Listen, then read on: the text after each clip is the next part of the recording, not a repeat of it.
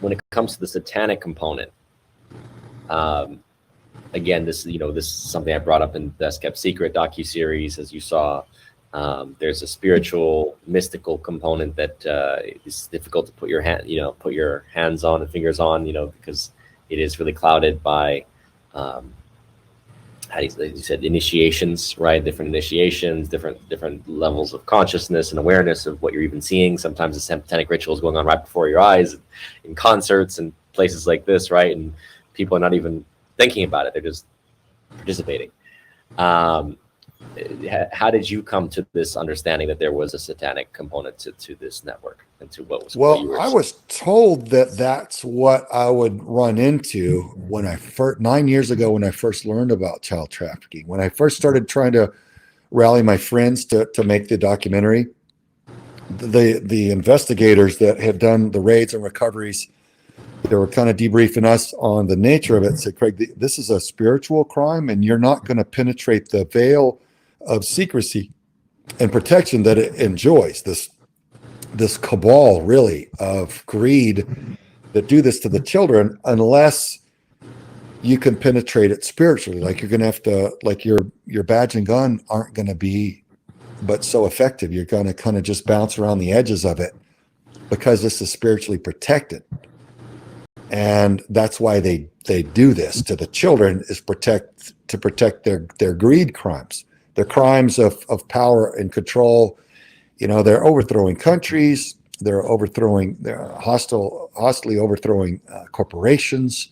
They're committing a lot of crimes to gain their wealth and power that they're about.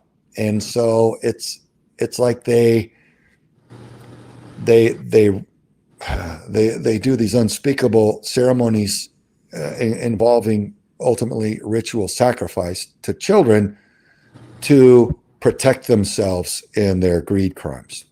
So that's where the spiritual aspect of it comes in. You or I may not agree or believe the way that they do, but they do.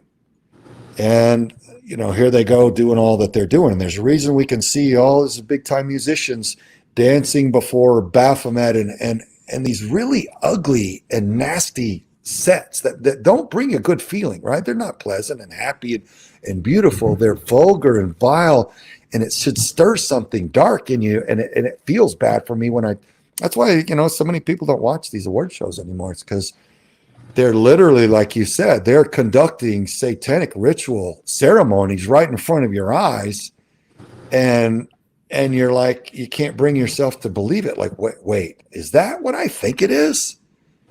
And when you start researching, you're like, yeah, that's pretty dark, and I'm going to backpedal out of here. I don't even want to have this conversation because friends and family may not understand and think that I'm just weird for recognizing it until you start researching and dealing with people that actually deal with this factually in law enforcement and investigations and cases, like we are now. So we're dealing with a lot of the witnesses and survivors of satanic ritual abuse who can factually just state what it is that they've witnessed, what they've been put through.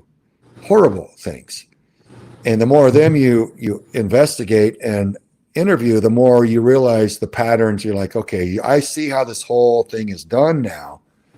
And you can start sensing more of why it's done and gain a greater grasp of the spiritual aspect on their dark side of why they do this horrible stuff to children, man. So, I just want it to go away, Sean. I'm not fascinated by it. I'm not attracted to it. I want it to go away.